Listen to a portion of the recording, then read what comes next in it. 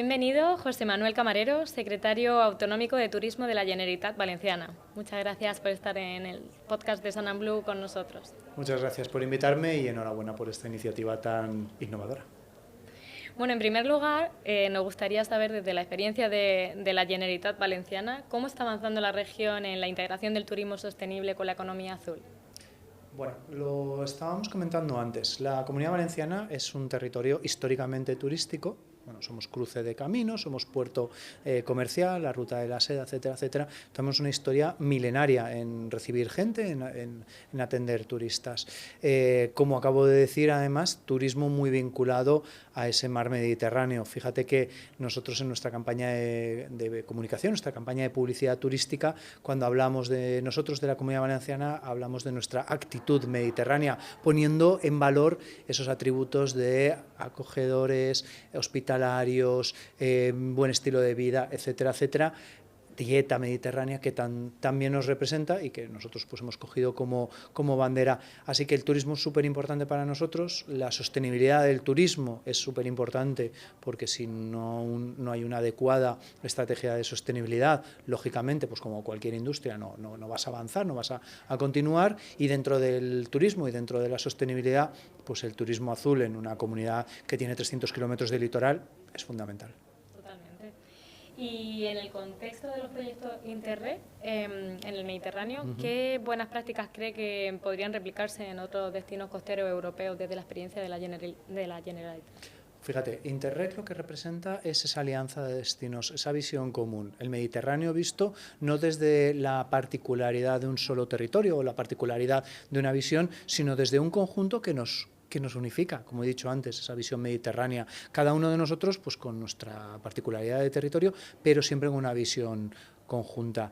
Y esa visión conjunta es la que tiene que desarrollar estos proyectos de sostenibilidad, de turismo regenerativo.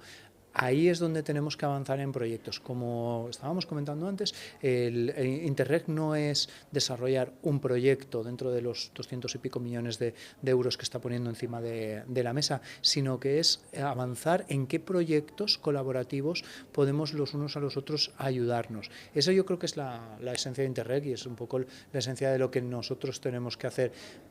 Un entorno de red, un entorno colaborativo y sobre todo con el foco muy puesto, la mirada larga hacia estos proyectos de sostenibilidad y regeneración, porque ya no estamos en la fase de hacer un turismo que simplemente se promocione o un turismo que simplemente tenga mucha calidad y tenga muy buena acogida de nuestros turistas. Tenemos que estar ya en la gestión de estos turistas.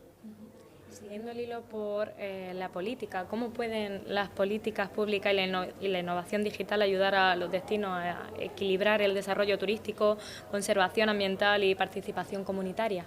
Fíjate, nosotros lo hemos denominado la gobernanza colaborativa inteligente. ¿Qué es este palabra o qué es este conjunto de palabras?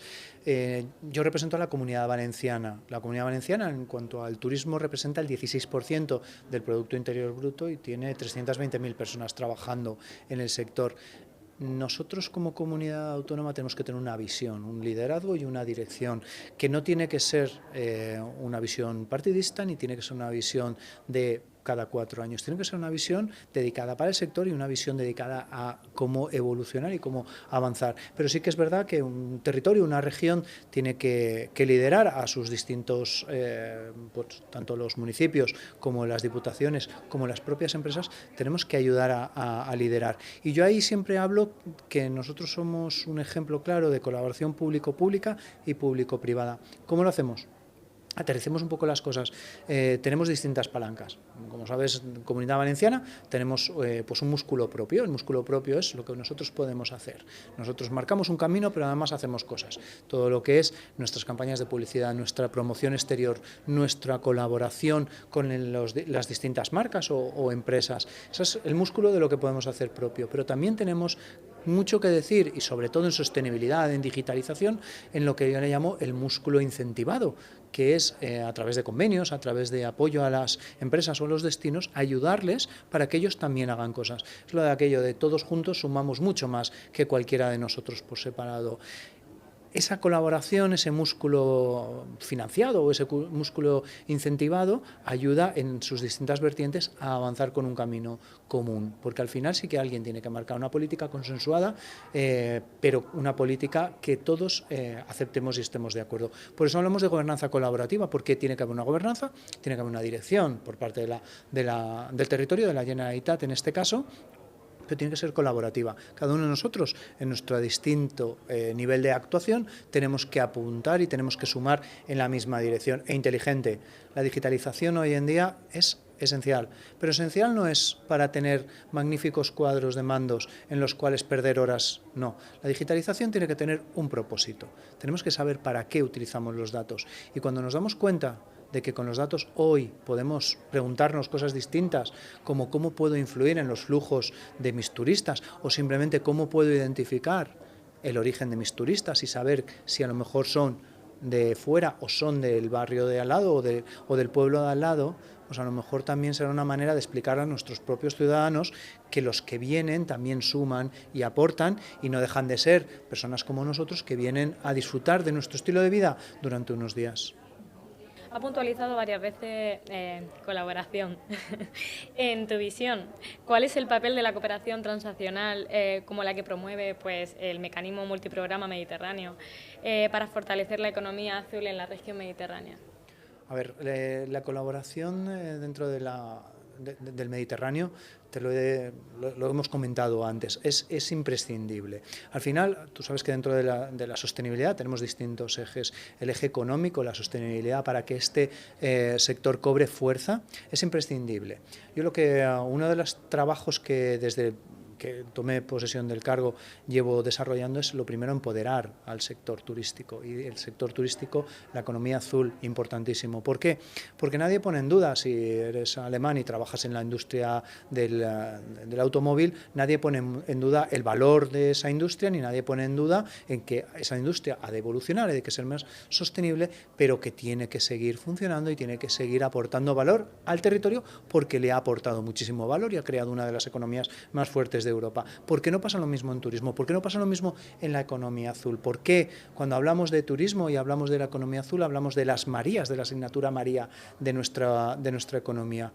Te lo vuelvo a decir, el 16% del Producto Interior Bruto de la Comunidad Valenciana deviene del turismo, 320.000 personas trabajando cada vez en empleos más consolidados y más estables durante todo el año, porque esa es la estrategia, esa es la gobernanza que estamos haciendo. Lo primero, pongamos en valor este sector y de esa manera conseguiremos que nadie ponga en duda que cuando hablamos de sostenibilidad económica es algo importantísimo, porque es el primer paso. Si tú no tienes una sostenibilidad económica y no tienes una sostenibilidad económica en toda la región y en todos los distintos territorios, no puedes establecer alianzas potentes, alianzas poderosas para llegar como un único concepto ahí fuera. Porque al final el turista, el cliente, tiene valores comunes, seguridad, hospitalidad, y esos valores representan el Mediterráneo, no representan un pueblito de una parte del Mediterráneo. Como siempre decimos, los turistas no entienden de fronteras, no hagamos nosotros las fronteras más visibles de lo que no percibe un turista.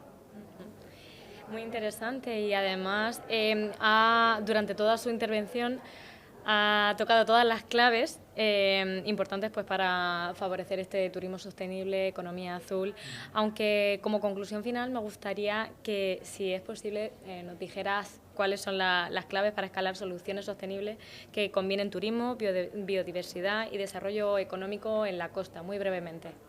Fíjate, hemos trabajado muchos años en calidad,